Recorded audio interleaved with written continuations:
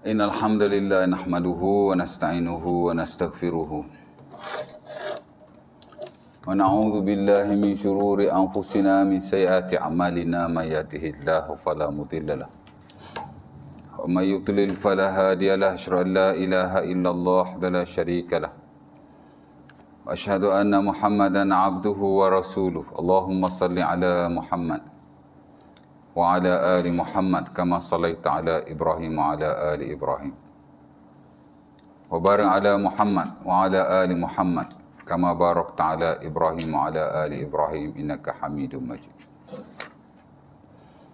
Rabbi shrah li sadri wa yassir li amri wa hlul 'uqdatam min lisani yafqahu qawli, amma ba'du. Syukur kepada Allah Subhanahu wa taala kerana pada malam ini dapat sekali lagi kita bersama dan berkumpul di surau kita. Dan telah kita sembahyang maghrib jamaatan. Kemudian kita akan sambung pesan kita daripada surah Al-Baqarah. Di mana pada sesi yang lalu kita dah baca ayat yang ke-135. Ya. Di mana kata Allah Subhanahu wa taala wa qalu kunu hudan aw nasara tahtadu. Qul bal millata Ibrahim hanifa wa ma kana minal musyrikin. Allah menghikayatkan tentang orang-orang Yahudi dan Nasara. Ya. Di mana kata Allah, dan mereka berkata wa qalu kunu hudan au nasara tahtadu. Jadilah kamu hudan, orang Yahudi. Pokok Yahudi kata begitulah. Ya. Au nasara, pokok Nasara pula kata, mai masuk agama Nasara, agama Kristian. Ya. Tahtadu, kamu akan beroleh petunjuk. Ya. Kenapa disebut tiga agama ini saja? Tak ada agama lain ke? Di Madinah pada waktu itu ada, tak? Ada Majusi, ya. Tapi yang dominan tiga ni lah. Macam hari ni lah tuan, agama banyak tuan. Malaysia saja ada banyak agama. Ya. Tapi agama kat Malaysia ni yang rata-rata atau sebahagian besar dianuti oleh masyarakat ataupun rakyat Malaysia ni ada berapa agama saja? Ya tak? Islam, Kristian, Hindu, Buddha. Ada 4. Sebab itu bila kita buat kursus di peringkat Jabatan Agama ataupun di peringkat kementerian, kita banyak buat kursus pasal 4 agama ni lah. Ya. Saya hari tu pun 3 hari. Islam tak bincang lah pasal Islam dan tu agama kita kan. 3 hari tu first day agama Kristian. Ya. Kerana antara agama yang agak agresif lah hari ni berkembang ialah agama Kristian. Ya. Dah banyak orang muda di kalangan bangsa lain lah, dia suka ataupun lebih memilih untuk jadi Kristian walaupun agama nenek moyang dia ada yang Buddha, ada yang Hindu. Ya. Orang India hari ni dah banyak Kristian, especially yang muda-muda. Ya. Kalau dia tak pakai salib ataupun tak ada apa-apa dokumentasi pun, tapi dia sudut kepercayaan dan pegangannya. Pasal mereka buat survey. Ada NGO-NGO tertentu, organisasi tertentu, ya, dia buat dalaman punya. Dan kita bila pergi kursus, kita diberilah pendedahan tentang perkara ini. Kadang tak ada on newspapers, tak ada. Ya. Berita kat televisyen nak beritahu. Tak adanya. Ya. Ya.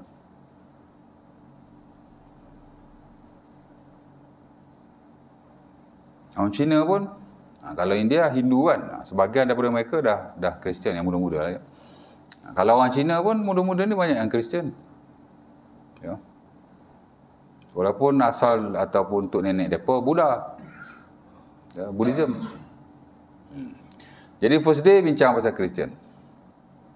antara agama yang hari ni agak ni lah ya. Dia apa? Ada dakwah. Ada preaching, dia macam Islam lah. Kalau agama lain kurang. Tapi Kristian dia agak agresif ya.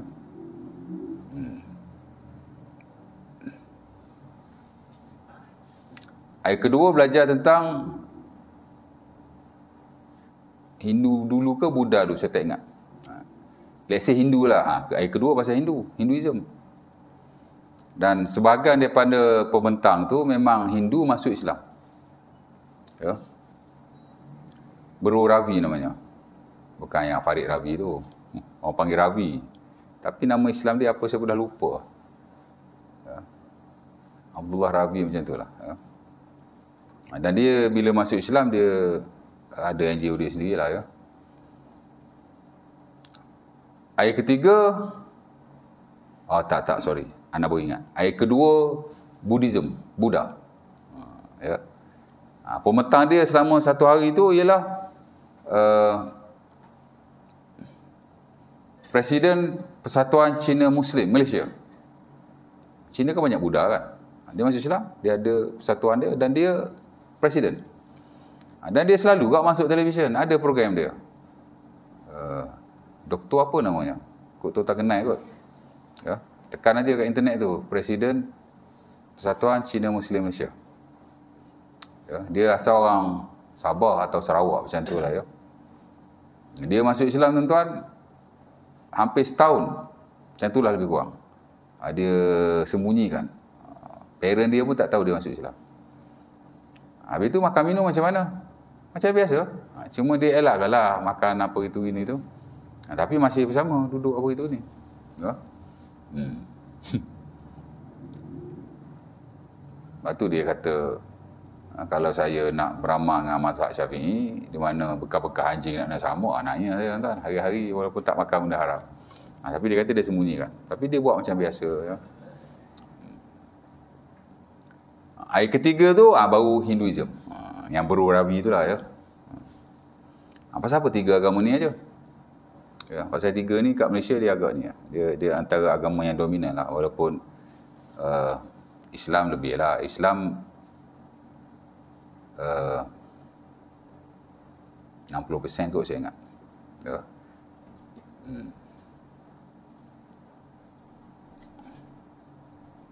Hindu lah paling sikit. Hindu 10% tak silap saya.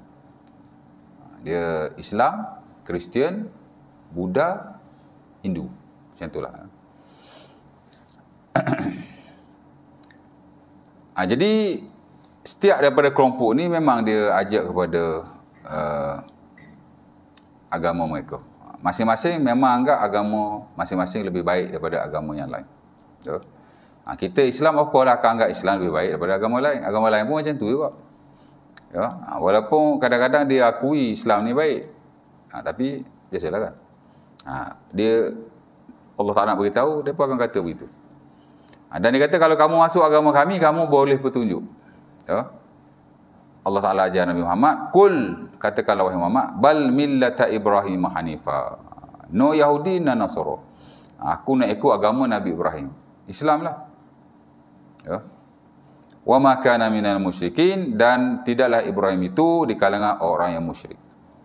Kerana agama selain daripada agama Ibrahim tidak diterima oleh Allah kerana ada kesyirikan. Yahudi dengan kesyirikannya, Nasara dengan kesyirikannya, dan begitu juga dengan agama-agama lain. Tak ada satu agama pun tuan-tuan yang terlepas daripada kesyirikan. Mesti ada syirik. Ya. Hatta kalau kepercayaan ataupun pegangan yang kita kata tak ada agama. Macam atheism kan? Macam atheism tu. Macam tak ada agama, dia tak percaya kat Tuhan kot. Ada juga Tuhan dia. Tuhan kepada diri sendiri ya. Ni Tuhan dia ni. Akal fikiran dia. Itulah Tuhan dia. Ya. Mungkin dia tak kata begitu. Tapi secara tak langsung atau di sebaliknya, mereka mempertuhankan akal-akal dan fikiran mereka sendiri. Ya.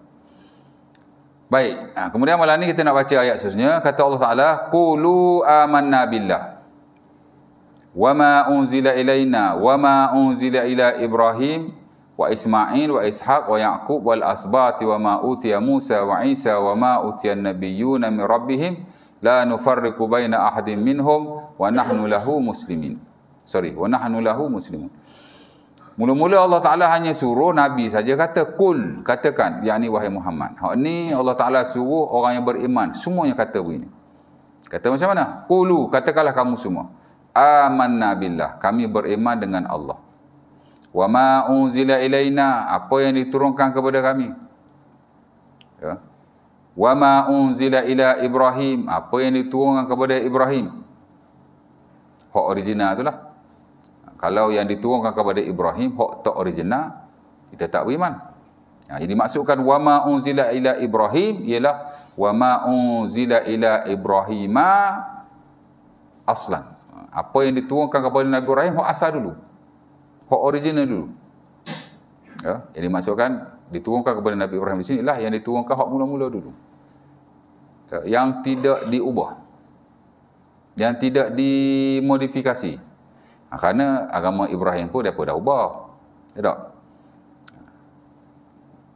Orang jahiliah dia tawaf. Tawaf memang daripada Ibrahim. Tapi dia tawaf macam mana? Dia tawaf bukan hanya Kaabah. Dia tawaf Tuhan dia tu. Kerana di Kaabah ada tak kurang daripada 300 berhala. Macam mana dia tampal berhala sampai 300 biji? Kita pun tak tahu. Mungkin kat luar, kat dalam macam itulah. Di sekitar dia lah maksudnya. Di kawasan Kaabah tu. Yang tergantung ke, yang tampal ke, yang letak bawah ke, yang kat dalam ke, yang kat atas bumbung ke. Campur-campur more than 300 idols. Lebih daripada 300 berhala. Ya. Di samping mereka tawaf, dalam keadaan bercampur lelaki wanita dan bertelanjang. Memang ada. Hadis Nabi sebut begitu. Dalam Quran saya tak tahulah. Tapi dalam hadis memang Nabi kata. La yatufu bil baiti uryanun. Nabi kata hari ni tidak ada lagi orang yang tawaf di Kaabah dalam keadaan telanjang. Ya, hadis Muslim daripada Ibn Abbas. Ya.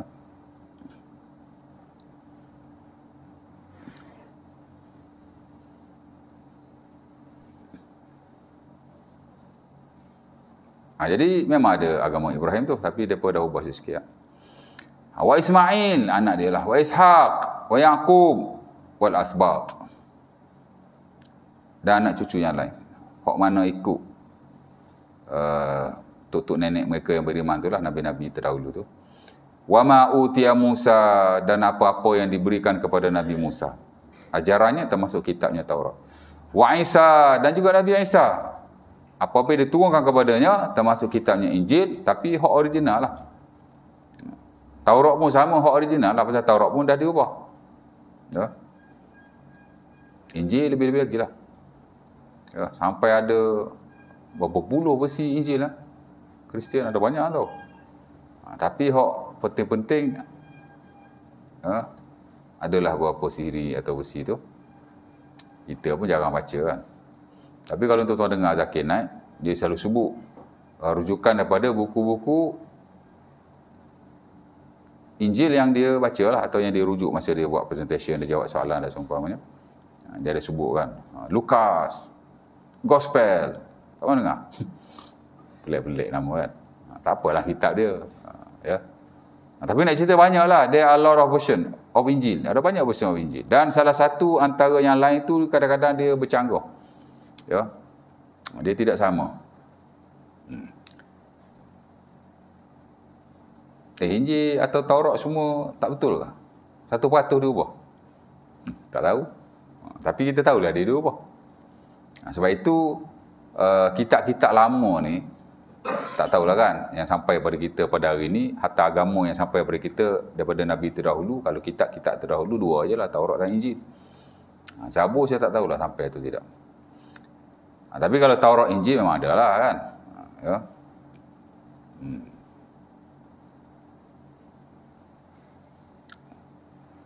Kitab terdahulu atau ajaran terdahulu daripada agama-agama Samawi ni macam Yahudi, Nasara, Taurat, Injil.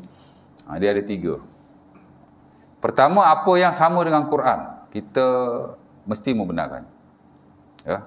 Kalau dalam Taurat kata sembah Allah, kita tak boleh kata no, sebab dia sama dengan kita. Kalau dalam Injil kata awak kena semayang, kita kata yes. Ya. Pasal Islam pun suruh semayang. Ya tak? Mana hak basic-basic hak sama tu? Ya. Mana kata apa yang sama dengan Islam, hak Quran lah. Ya, ajaran kita lah. Kita kena kata iyalah. Yang kedua yang memang bercanggah. Depa kata lain, kita kata lain. Kita kena kata no. Tak boleh kata yes pula. Kemudian yang ketiga, kita tak tahu. Ada dalam Taurat, ada dalam Injil, tapi tak disebut dalam Quran. Kita tak tahu betul ke tidak. Dan kebiasaannya ia merujuk kepada kisah-kisah atau cerita-cerita Israiliyat. Ya. Kebiasaannya dia merujuk kepada cerita-cerita dan kisah-kisah Nabi terdahulu. Ini kita tak tahu. Ya ke tidak? Kalau buat hukum hakam ni kita boleh detect. Tapi sebagian hukum hakam dia sama dalam Injil. Dia pun larang minum arak, dia larang makan babi. Kita selalu tengok Zakir Naik, kita tahulah kan dia baca-baca. Ya. Tapi kalau kisah-kisah terdahulu, tak tahu lah. Hak ni, majoriti ulama kata kena tawakuf. Kita tak boleh kata yes, kita tak boleh kata no. Habis tu boleh tak kita cerita sesama kita? Boleh, tapi kena beritahu ini Israiliyat. Kalau kita tahulah. Ya, dan memang kita kena tahu pun. Kalau dulu-dulu mungkin kita susah nak semak. Tapi hari ni senang aja tuan-tuan. Allah, nak semak maklumat, cukup senang. Ya.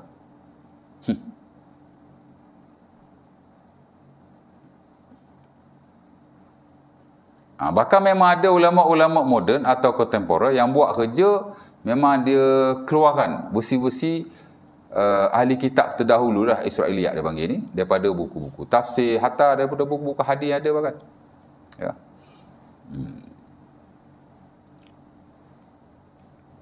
Buku hadis saya tak tahu. Tapi kalau tafsir tu ada. Dia carilah tafsir. Sebab banyak cerita-cerita daripada kitab terdahulu ni, banyaklah kitab tafsir. Ya. Jadi dia keluarkan. Ini Israiliyat, ini Israiliyat, ini Israiliyat. Jadi kita tahulah, cerita ni Israiliyat. Sebab ulama-ulama terdahulu tuan-tuan, apa yang sampai kepadanya daripada suatu maklumat, dia masukkan aja dalam kitab dia tu. Kadang dia tak kata ini sahih, ini dhaif, ini palsu. Dia cuma masukkan sahaja. Jadi ulama selepas pada itu, dia semak, dia kata ni tak sahih, ni sahih. Ni Israiliyat, kita kena tawakuf. Macam itulah cerita dia. Ya. Banyak Israiliyat tuan. Kalau cerita Nabi-Nabi terdahulu, cerita Nabi Adam, cerita Nabi Nuh, Quran tak ada, hadis tak ada, tapi ada cerita tu kan. Biasa daripada Israiliyat. Maka kita kata, kita tidak tahu. Ya. Kalau ada kepentingannya, boleh kita cerita. Kalau tak ada kepentingannya, tak boleh cerita. Ya. Saya pun tak pernah ambil cerita-cerita Israiliyat ni pasal, cerita dalam Quran berlambak. Ya tak? Cerita lah hadis Nabi berlambak, hak sahih-sahih. Ya. Ulama dulu pun masuk kisah-kisah Israiliyat ni pun bukan dijadikan induk dalam sesuatu tafsir ayat Quran itu. Dia tambahan saja. Ya. Jadi kalau perlu boleh cerita, kalau tak perlu tak payah cerita. Ya.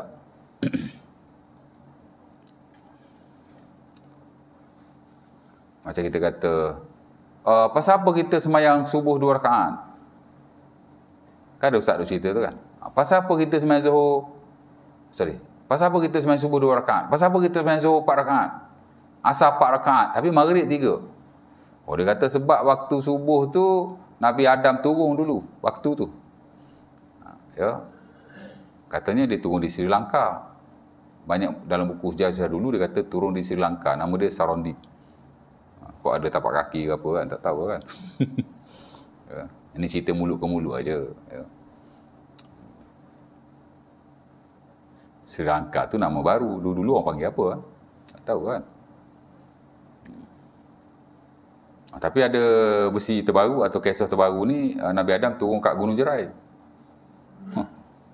Tak mana dia cedoknya.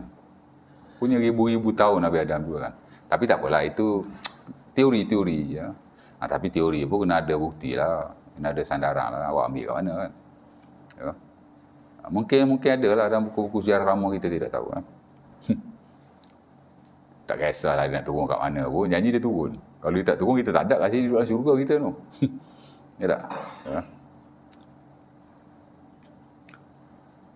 Okey, bila dia turun, Nabi Adam dia sujud 2 kali, dia sujud 4 kali pada Allah. Jadi tu pasal kita sembahyang subuh 2 rakaat. Sembahyang Zuhur pula, sebab Nabi sekian-sekian sujud pada Allah 8 kali, 10 kali, macam tu cerita. Ya. Kita Nabi-Nabi dulu ni lah, Quran dan hadis Nabi in detail macam tu tak ada. Kemungkinan. Kita tak tahulah dia ambil daripada mana, tapi kemungkinan, kalau tuan-tuan pernah dengar ceramah individu tertentu, boleh jadi dia ambil daripada Israiliyat. Ya. Tapi bila kita belajar fiqh, kita tahu bilangan rakaat, waktu sembahyang, ini ta'abudi.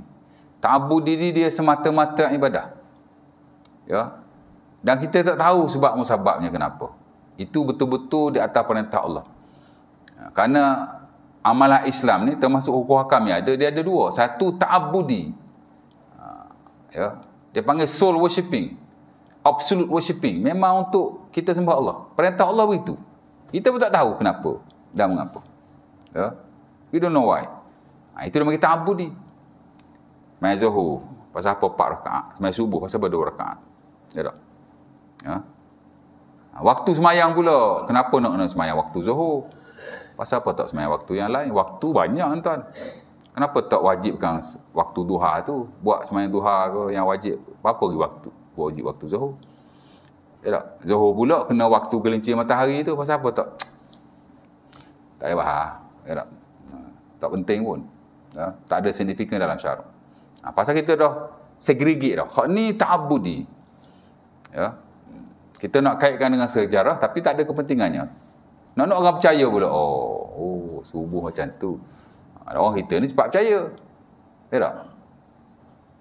Tak perlu sama sekali. Hak ta'abudi ni kita tak perlu nak ambil kisah sana, kisah sini. Ya, saya entah tidak. Satu lagi dia panggil mu'allal. Mu'allal ni ialah dia bukan ta'abudi. Nas tu sama ada Quran atau hadis Nabi, dia ada sebab musabab dia. Ya. Pasal apa Nabi sebut begini? Ada sebab musabab dia. Dan kita boleh tahu sebab itu. Ya.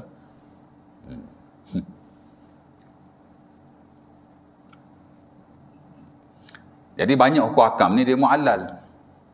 Mana dia ada sebab-sebab tertentu. Di mana bila berubah sebab itu, hukum pun boleh berubah lah. Ya. Dulu mungkin ulama larang kerana ada hadisnya, tapi hari ni dah jadi harus. Kerana Nabi sebut ni ada sebab dia. Dia mu'allal dia panggil.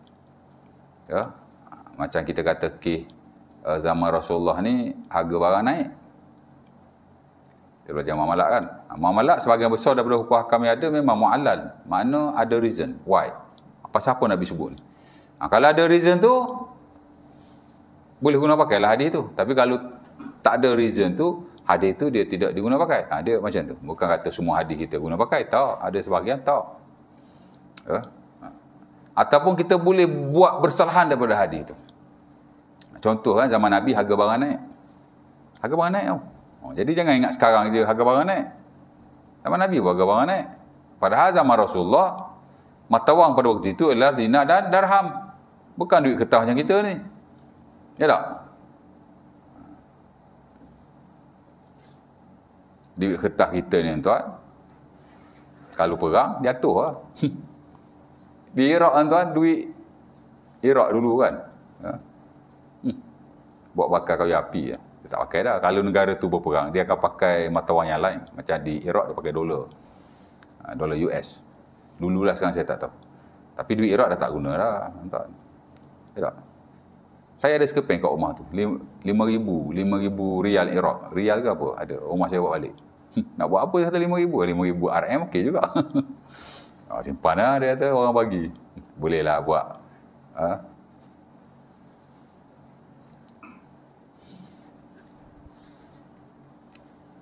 Duit kertas kita ni tuan-tuan, dia bukan diisi kat dalam tu. Ada nilai, tapi yang jadikan duit tu bernilai ialah dia panggil apa? Jaminan kerajaan. Jaminan kerajaan. Tapi bila kerajaan tu dah jatuh, siapa nak jamin lagi? Duit tu dah jadi macam kertas biasa dah. Dia tak macam dinar dan darham. Emas dan perak, lain. Sebab tu hari ni ada orang yang nak buat dinar dan darham tu. Ya tak? Ya. Nak jadikan mata wang yang kita duk guna ni, dinar darham tu dah ada orang jual ni. Jual emas apa gitu gini dah ada kan. Tapi nak jadikan mata wang tu kita berusaha nak ganti kepada wang fiat yang ada, wang kertas yang ada. Agak sukarlah. Ya. Kita ada berapa banyak emas yang kita ada ni. Dunia punya emas tuan-tuan, hari ni dia tak boleh nak menampung keperluan duit ni, tak boleh. Ya. Sementara pula hari ni yang keluarkan emas dunia siapa? China, US, Rusia, Malaysia. Adalah emas sikit, tapi bukan boleh buat duit. Ya tak? Tapi kalau Indonesia dia masuk senarai. Saya ingat dalam 10 negara pengeluar emas terbesar, salah satu Indonesia tak silap. Ada. Kita belajarlah bab emas ni. Kan? Ya. Tapi simpan emas tu bagus. Sebab emas ni dia tak jatuh. Ya. Dia satu logam yang dipelihara nilainya. Dia tak jatuh macam yang lain. Tapi kalau duit kertas ni, so tak simpan 1,000 dalam bank, after 10 years, nilai dia sama macam 1,000 tu ke? Tak. Ha? Inflasi every year tuan, 10 to 15%. Sebab itu nilai duit tu dia tak sama. Tapi kalau emas tuan simpan 10 tahun, mana ada jatuh, dia tak ada. Kita akuilah hakikat tu. Tapi kita tak anti wang kertas. Ya, kita tahu emas tu bernilai, bagus untuk simpan, untuk pelaburan bahkan. Dan kalau kita guna mata wang dinar dan darham, masa depan mata wang tu lebih baik. Dan dia adalah mata wang yang menyimpan nilai yang amat baik sekali. Kertas dia tak boleh simpan nilai. Memang dia alat pengukuran, dia kriteria duit ada pada wang kertas ni, tapi kelemahan dia lah dia tidak menyimpan nilai. Dia sentiasa jatuh every year. Dia ada inflasi kan. Tapi kalau emas tak. Tapi ada setengah orang ni dah dia jual emas. Dia condemn duit kertas ni. Habis tu awak jual emas, awak tak ambil duit ke? Ya tak? Ha? Kita anti wang fiat dah juga. Ya. Tapi emas pun kita sokong juga. Tapi ada orang ni dia berlebihan. Baik. Belum ada cerita wang kertas ni, cerita pasal apa lah? Lupa lah. Belum ada wang kertas ni, saya cerita pasal apa? Barang naik. Bagus. Mana follow saya tu? Okey. Jadi orang kata duit kalau ditukar kepada dinar dan darham, no inflasi at all.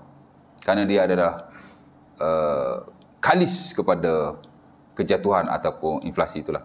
Tak ada zaman Nabi barang naik pun. Mana dinar darham pun dia tak kebal ataupun cuma dia tengoklah kepada keadaan ekonomi tu. Okey. Jadi Rasulullah SAW waktu tu barang naik. Jadi dia pergilah mengadu kat Nabi. Hadis ni adalah Sunan Abi Daud dan selainnya pada Anas bin Malik. Very well known. Amat maklum sekali. Jadi bila pergi bagi tahu Nabi, nak suruh tetap barang lah. Ya Rasulullah, wala sa'ru fi suqi fasair lana. Wahai Rasulullah, barang dah naik harga ni, maka tetapkanlah harga buat kami. Dia suruh Nabi kawal harga barangan. So tetapkan. Pasal barang naik kan. Apa nak jawab Nabi? Nabi kata, innallaha wal musa'ir al-basit ar-razik al-qabid. Nabi kata yang meletakkan harga barang ataupun yang mengawal harga barang ialah Allah. Ya. Dialah yang memberi rezeki, dialah yang menahan rezeki dan seumpamanya. Mana Nabi tak buat apa-apa lah kan. Tapi hari ni tuan-tuan, setengah-setengah harga barangan telah ditetapkan, dikawal dengan cara menetapkan lah. Lawan hadis Nabi tu. Bahkan majoriti ulama tuan-tuan memang melarang harga barang ni ditetapkan. Dia tak boleh tetap. Sebab harga barang ni adalah milik si peniaga. Tak ada orang yang boleh tentukan. Nobody can determine. Even kerajaan pun tak boleh. Nabi kerajaan, bukan Nabi pemimpin kan. Pasal apa Nabi tak tetapkan? Jadi majoriti memang tak boleh. Mazhab Syafi'i, lagi tak boleh. Pasal apa kita buat ini berbeza? Sebahagian barang kita tetapkan. Itu saya kata, hukum ni dia ada mu'allal. Nabi sebut begitu kerana sebab dia. Apa sebab dia?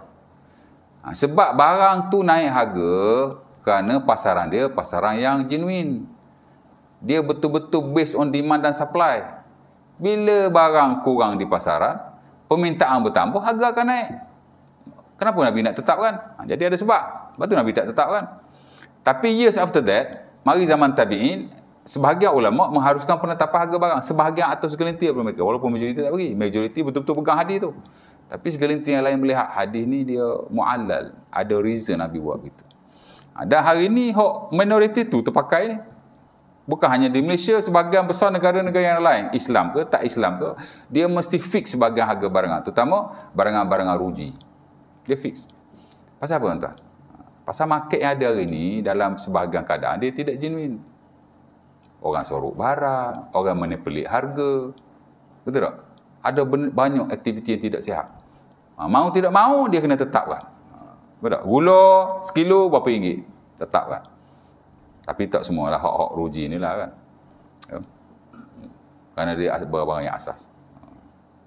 Pasal itu mu'allal. Jadi ada hukum ta'abudi, ada mu'allal. Jadi nak tengok. Kalau ta'abudi ni kita tak payah kisah. Ya. Kita beramal saja. Tapi hak mu'allal ni kita kena tahu sebab musabah dia. Ya. Sebab tu ulama dia bahas daripada satu masa kepada satu masa. Ya. Baik. Balik pada Israel tadi ya. Jadi hak cerita lagu ni kalau betul lah daripada Israiliyat. Walaupun ustaz tu cerita, siapa kau cerita, ataupun mana-mana buku kita baca, kita tak tahu betul ke tidak, maka kita baca sajalah. Tapi jangan berpegang. Bukan arti bila kita tawakuf, kita tak kata yes or no, kita percaya. Ya? Sebenarnya percaya pun tidak. Kita sekadar mendengar sahaja. Kita kata boleh ada betul, boleh ada tidak.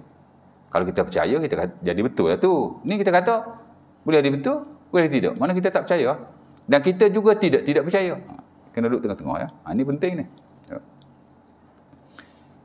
Baik. Sebab tu, kalau tuan-tuan tengok Zakir Naik kan, yang dia quote semua hak sama dengan Islam. Betul tak? Hak dia quote. Dia kata, cari dalam Injil. Hak banyak version tu. Hak banyak version tu. Ada beberapa version kan. Cari dalam Injil tu, hak banyak-banyak tu, mana Nabi Isa kata, I am God and worship me. Tak ada. Jadi hak mana selari dengan Islam, hak tu dia ke tengah. Supaya mereka tahu fakta yang sebenar. Baik. Jadi yang dimaksudkan oleh Allah Ta'ala yang diturun kepada Nabi-Nabi ni, hak original lah. Hak ubah-ubah tak mau. Ya. Kerana sebahagian daripada mereka telah diubah. Kita tak tahulah sepenuhnya, tapi kita kata ia telah diubah. Boleh jadi sebahagian daripadanya lah, atau boleh jadi juga sepenuhnya. Ya. Baik. La nufarriqu baina ahadin minhum, kata Allah. Kita tidak membeza-bezakan salah satu daripada mereka. Nabi ni semua at the same level. Ya. Sama saja. Tak ada beza. Wa nahnu lahu muslimun. Dan kami kepada Allah itu adalah orang-orang yang menyerah diri. Muslim ni makna menyerah diri. Ya.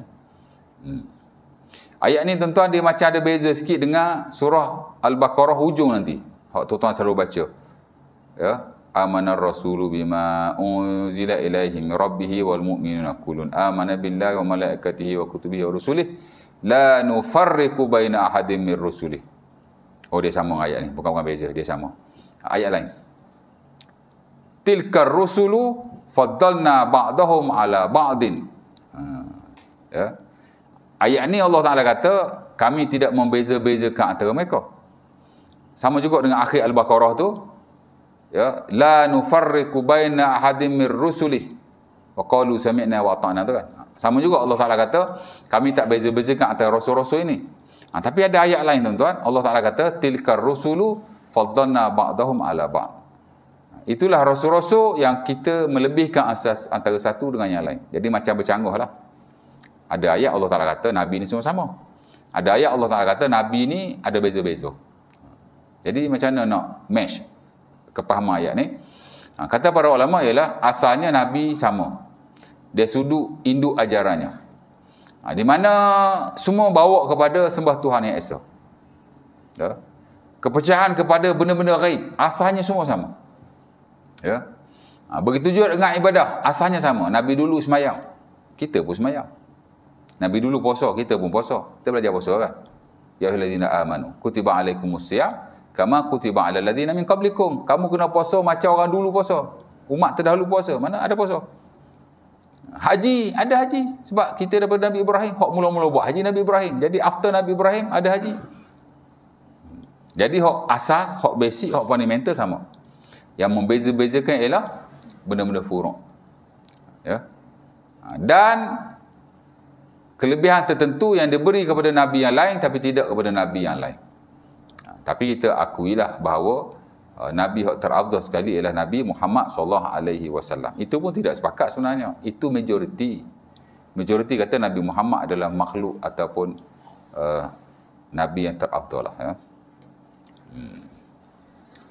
Sorry. Sepakat setahu saya Nabi Muhammad Nabi yang terafdal. Yang tak sepakat ialah Nabi Muhammad makhluk yang terafdal. Baik, jadi hak basic tu sama, cuma hak furu' dia bezalah ya. Jadi itulah dia panggil cara kita memahami kedua-dua ayat ni ya. Baik, kemudian Allah Taala kata fa in amanu bi bismillah amantum faqad ihtadau. Kamu jangan percaya kat pokok Yahudi dan Nasara yang kata ikut kami, kamu akan boleh petunjuk ayat tadi. Allah Taala kata fa in amanu bi bismillah Allah Taala kata fa in amanu bi bismillah amantum bihi faqad ihtadau. Depa tak betul. Hak betul ialah Islam. Depa kalau beriman macam kamu beriman, yang ni perlu Islam, depa yang beroleh petunjuk. Kamu tak perlu pergi kepada depa. Of course lah percaya kepada depa. Konon-konon kalau ikut depa dapat petunjuk. Allah kata no. Depa tu kena mari kita. Depa beroleh petunjuk. Allah Taala kali begitu. Ya. Wa in tawallau, jika mereka enggan nak kekal dalam kepercayaan masing-masing dan agama masing-masing, fa innama hum fi shiqaq, depa dalam kekeliruan ya. Jadi yang depa kata masuk agama kami, ikut kami, pegang hak kami pegang, itu Allah Taala kata satu kekeliruan. Shiqaq ni makna kekeliruan lah. Sebenarnya shiqaq ni ada banyak maksud. Shiqaq ni makna perbalahan pun ya. Yahudi Nasara kan, masing-masing kata masing-masing bagus. Depa pada hakikatnya berbalah antara satu dengan yang lain. Ya. Sebab syikok-syikok ni makna bergaduh. Syikok ni makna berbalah. Syikok ni makna mempertikaikan, syikok juga dalam bahasa Arab kan. Hatta syikok ni juga mempersoalkan. Itu pun satu bentuk syikok. Bila kita tak setuju dengan orang, kita argue dengan dia. Itu satu bentuk syikok. Ya. Macam bergaduh lah atau berbalah. Tapi tak juga kan.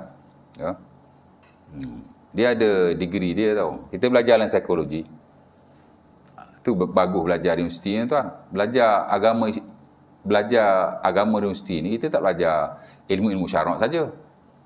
Ingat belajar tafsir, hadis, Quran, fiqh, apa lagi? Nahwu saraf dah. Kita belajar psikologi. Kita belajar sosiologi, psikologi, ilmu nafs, ilmu tentang ni kejiwaan diri kita ni. Ya. Ilmu tu famous di barat. Barat dia tak belajar kerohanian Islam. Dalam agama dia pun tak ada kerohanian. Ya tak? Dia belajar psikologi, nak faham kerohanian manusia ni macam mana, dia orang punya kejiwaan. Kita pun belajar juga nak faham. Sebab sebahagian teori dalam psikologi, okey, kita kena tahulah. Pasal ilmu ni tuan-tuan, dia tak ada ilmu Islam, ilmu kafir, tak ada. Ilmu ni selagi dia tak langgar syarak, kita kena belajar atau boleh belajar. Ya tak? Sebab tu, macam kami di UAE, kita tak panggil ilmu Islam ataupun pengajian Islam. Tak, kita tak panggil Islamic Academy, Islamic Studies. Kita panggil Islamic Review Knowledge. Ilmu wahyu. Kita ikut style Imam Ghazali punya. Imam Ghazali tak bahagi kepada ilmu Islam, ilmu non-Islam. Tak, dia bagi ilmu syarak, ilmu akal. Ilmu syarak ni ialah ilmu yang mesti berasas pada wahyu. Ilmu akal ialah ilmu yang lain. Ilmu matematik, dia ilmu akal. Jadi tak ada Islam tak Islam tak ada. Bukan kata bila kita belajar agama kita tak perlu belajar yang lain. Belajar juga. Penting tuan-tuan. Sebagai pelengkap pada ilmu agama. Sebab tu orang belajar agama mesti dia belajar belaka. Saya belajar psikologi, alhamdulillah lah. Okey juga kan psikologi. Sosiologi gagal tuan, kena repeat. Sebab buku-buku rujukan kedua-dua ilmu itu adalah buku-buku daripada Barat. Memang Barat tuan. Buku Inggeris semua. Beli buku dah mahal. Buku-buku psikologi, sosiologi ni mahal. Ratus tuan. Banyak teori kita tak faham kan.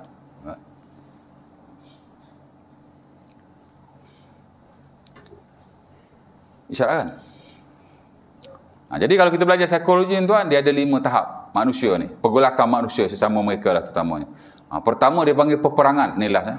Peperangan. Ni dia ultimate. Manusia punya kemuncak ketidakpuasan. Peperangan. Islam tak pernah perang tuan. Jangan ingat Islam suka peperangan. Tak. La tatamannau antal qawul adu fa idza laqitumuhum fasbutu. Nabi sebutlah hadis Bukhari atau Muslim, kamu jangan bercita-cita nak berperang. Jangan tahu nak berperang aja, duk fikir nak perang, jangan, Nabi kata. Tapi kalau kamu berperang, kamu jangan lari. Lari dosa besar. Tawalli min zahf tawalli yaum az-zahfi dia panggil kan. Dosa besar tuan. Lari daripada medan perang ni dia di kalangan 7 dosa besar yang Nabi sebut, syirik, zina, sihir, makan riba.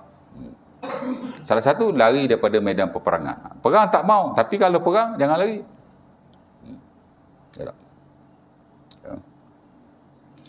Yang kedua bawa sikit. Bergaduh. Tak perang tapi bergaduh. Fighting each other. Tak puas hati je umur. Tak puas hati je sepak. Tak puas hati je tendang. Ambil action macam tu lah. Kekerasan. Itu dia panggil bergaduh. Degree bawah sikit.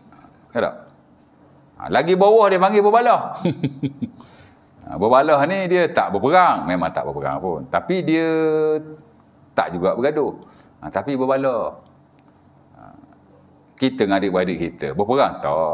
Bergaduh tak juga. Berbalah. Masa muka. Betul tak? Ini biasa tuan. Berbalah ni macam tu lah. Dia panggil quarreling. Bawah sikit dia panggil mempertikaikan, arguing. Tak balah tapi kita pertikai. Pengurusi surau buat satu keputusan, kita tak setuju. Kita pertikaikanlah. Jangan balah pula. Jangan jadi pasangan dia. Dan kita lantik dia. Ya tak? Tak puas hati guna saluran yang betul. Cakap elok-elok. Ya? Betul Haji? Nak maya Haji? Relax Haji. Nak pergi hot ni. Ya. Boleh mempertikaikan, tak ada masalah, tapi ada adabnya, ada tata caranya ya. Hak rendah sekali tahu apa? Mempersoalkan, questioning. Ini bawah sikitlah. Kita tidak mempertikaikan, tapi kita mempersoalkan ya. Ini harus.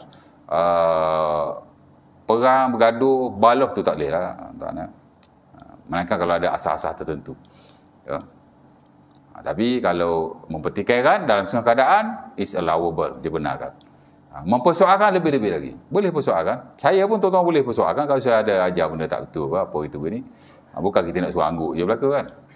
Saya pun tuan-tuan ada satu surau tu, saya ustaz minta maaf ustaz. Saya nak minta beza pendapat dengan ustaz. Tak payah minta beza pendapat, cakap je saya tak setuju dengan ustaz. Okey je. Sebab saya tuan-tuan di universiti personally, kalau tuan-tuan kenal lah yang belajar dengan saya, tuan-tuan boleh tanya mereka macam mana saya dalam kelas. Saya kalau tak setuju dengan pensyarah, saya terus terang cakap. Ustaz, saya tak setuju lah dengan apa ustaz cakap. Direct aja. Tapi pensyarah yang saya kata begitu, tak ada seorang pun bagi saya fail. Bagi saya A lagi ada. Pensyarah hari ni tuan, sebahagian lah, tapi tidak semua. Lagi kita lawan, dia lagi suka. Saya personally pun sama. Saya suka anak murid saya bantah saya sebenarnya. Sebab kalau dia bantah, kita lagi nak check, nak semu. Lagi brainstorming kita punya akal fikiran. Ini kalau semua anggur, duduk, dengar je. Tak kembali ilmu, tak kembali. Questioning lah sikit, persoalan. Kenapa begitu, kenapa begini? Minta dalil ke? Bantah ke? Jadi mempersoalkan tak ada masalah sama sekali. Ya? Jadi lima perkara tu. Itu semua dalam konteks syikok sebenarnya. Tapi dimasukkan syikok oleh Allah Ta'ala ini ialah mereka bukan berperang, bukan bergaduh juga, tapi ada konflik sesama mereka. Konflik pun sama lah. Konflik benda biasa kan. Hatta kalau kita lihat zaman Rasulullah pun ada konflik-konflik tertentu. Ada konflik dalam ibadah. Saya tak ada nak cerita, mungkin next time. Ada konflik dalam munakahat. Ada konflik dalam muamalat. Ya. Sebagian konflik itu agak berat. Serious one. Tapi sebagainya ringan. Tapi ini semua adalah satu bentuk olahan Allah Ta'ala dalam kehidupan kita. Allah Ta'ala kata dalam Quran, walaula daf'allahu an-nasa ba'dahum ba'da la fasadatil ard. Manusia atau kehidupan ni tuan-tuan, kalau Allah Ta'ala buat satu pattern aja, kehidupan manusia akan binasa. Ya tak? Oh, semua suka nasi air berlaku. Tak ada orang suka nasi sup. Oh, nanya tuan, tak cukup air dalam market ni. Semua suka baju kuning atau hijau belaka. Habis tu tak boleh. Manusia kalau baik belaka, susah juga tuan. Sebab tu ada jahat seorang dua. Betul tak? Ada ke dalam kehidupan kita, kita boleh imagine manusia ni baik belaka? Ada. Tak payah buat jara. Betul tak? Tak perlu ada pemimpin kalau manusia baik belaka ni. Tapi kalau jahat belaka, lagi susah. Ya, kalau manusia semua berilmu belaka, all are knowledgeable, berilmu belaka, boleh?